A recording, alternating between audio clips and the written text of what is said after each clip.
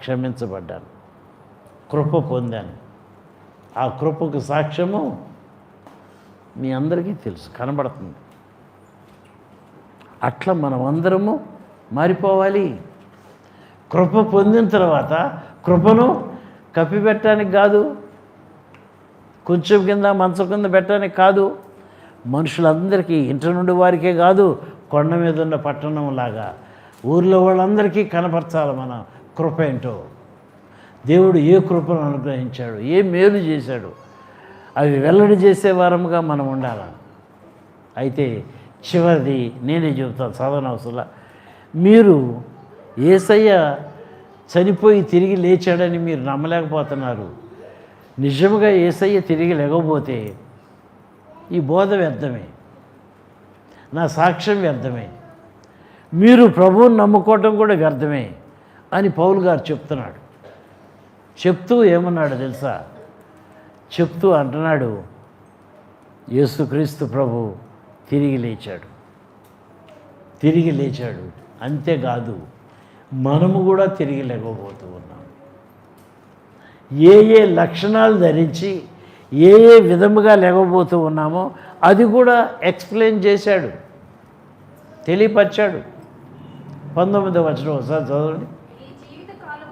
ఈ జీవిత కాలము మట్టుకి మనము క్రీస్తునందు నిరీక్షించిన వారమైన ఎడల మనుషులందరికంటే దౌర్భాగ్యము, పనికిమాలిన వారం అయిపోతాము. కానీ దేవుడు చెప్పండి మనల్ని తలగా ఉంచాడు. ఆయన్ని నమ్ముకున్న వారిని ఆయన ఏమన్నారు? అడుక్కు తినేవారిగా ఆయన చేయలా. నేను ముసలివాడినయ్యాను, నేను పడుచువాడుగా ఉన్నాను, కానీ ఇప్పటి వరకు దేవుని బిడ్డలు అడుక్కు తింటం నేను చూడలేదు. దేవుడు నీకు ఉంటే నిన్ను కీడులో వదిలిపెట్టేవాడు కాదు.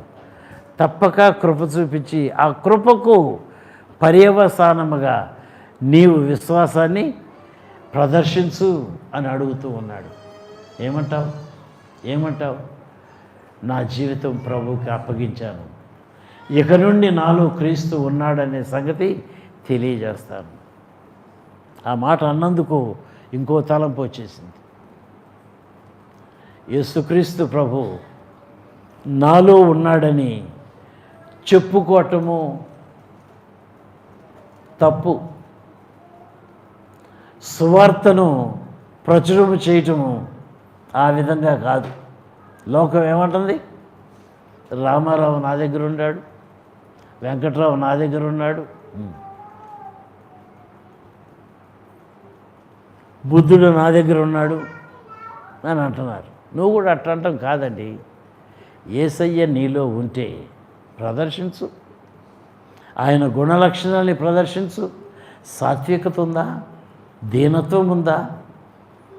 సహించేమెట్టు, వహించేమెట్టు, భరించేమెట్టు ఉందా? నీ ప్రభు నీ కొరకు ఏం భరించాడు?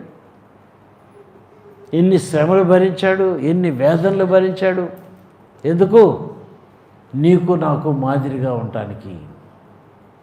క్రీస్తు కూడా మీ కొరకు శ్రమపడి మీరు తన అడుగు జాడల్లో నడుచుకున్నట్లు మీకు మాదిరి ఉంచిపోయాను.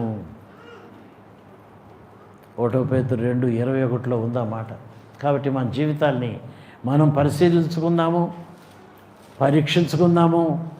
దేవునికి అంగీకారమైన జీవితం ద్వారా దేవుణ్ణి మహింపరిచే వారముగా, విశ్వాస సాధకము చేసే వారముగా, క్రియలను కనపరిచి దేవుణ్ణి మహింపరిచే వారముగా ఉండినట్లుగా ఆత్మ మనందరినీ బలపరిచి స్థిరపరిచి నడిపించునుగాక. ఆమేన్. తల్ల ఉంచుకుందాం, ప్రార్థన చేసుకుందాం. అత్యంత కృప కలిగిన మా ప్రియ పరలోకం తండ్రి, నాయనా నీ పాదముల దగ్గర చేరి అనేకమైన నీ మాటల్ని మేము ధ్యానించాము, విన్నాము, లేఖన భాగంలో చూసుకున్నాము. నాయన నీవు మాతో ఇంత సూటిగా మాట్లాడుతూ ఉంటే మా ప్రభా, గ్రహింపు లేని వారముగా, మందగొండులముగా మమ్మల్ని ఉండనివ్వదు నాయన. నీ కొరకు సాక్షులుగా జీవించే కృప మాకు దయచేయండి ప్రభా. నీ సువార్తను మేము ప్రకటించే వారముగా మారాల ప్రభా, చాటించే వారముగా మేము మారాల ప్రభా. పరలోక రాజ్యములో మేము చేరినప్పుడు